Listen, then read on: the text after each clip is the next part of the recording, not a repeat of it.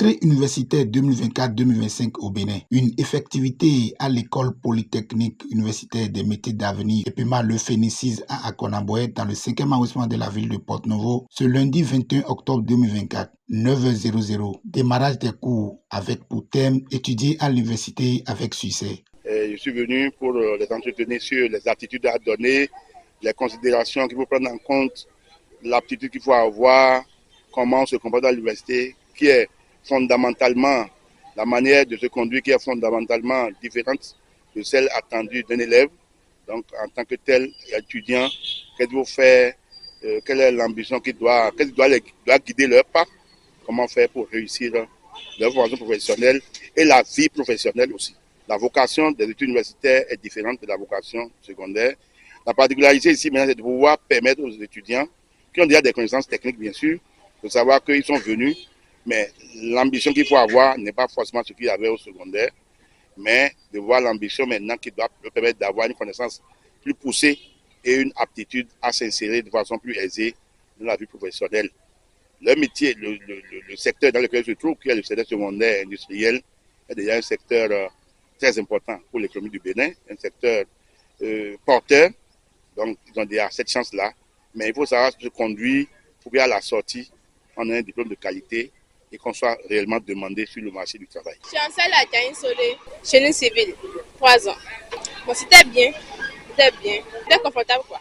Je m'appelle Singbo Boris, étudiant en première année d'université à EPEMA Le Phénicis en génie énergétique et énergie renouvelable. Pour la première journée, un docteur nommé Émile Humbo est venu nous s'orienter sur comment faire l'université et puis pour savoir comment aborder l'université pour ne pas faire d'erreurs dans l'avenir.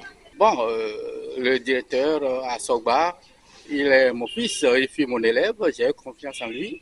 Je l'ai bien formé, il fait bien le travail et tout le monde en parle. Donc on n'a pas besoin d'avoir une preuve quelconque pour en savoir davantage. Les réalités sont déjà là. À l'université, il y aura quelque chose de qualité qui se fera. Mais les parents qui traînent encore, je leur dirais de vite faire, de se dépêcher, de ne pas attendre le dernier moment pour arriver. Je sais qu'il y en aura des gens qui vont attendre d'abord pour voir comment ça va se passer. Moi, j'ai cette foi que cette entreprise serait une entreprise de qualité. J'ai beaucoup confiance. C'est pour ça que j'ai amené mon enfant ici. Et je sais que c'est un enfant que j'ai formé et qui a la tête, qui peut bien faire le travail. Donc, je suis Guylaine Henriac, je suis enseignante française. J'accompagne un groupe d'élèves ici qui est en stage. Et bien, écoutez, ça a l'air majestueux. En tous les cas, c'est une belle réussite. J'espère que tous les jeunes gens qui seront formés là réussiront. Il faut travailler dur quand on arrive dans une école de ce niveau-là. Je pense qu'il faut travailler sérieusement et dur pour réussir.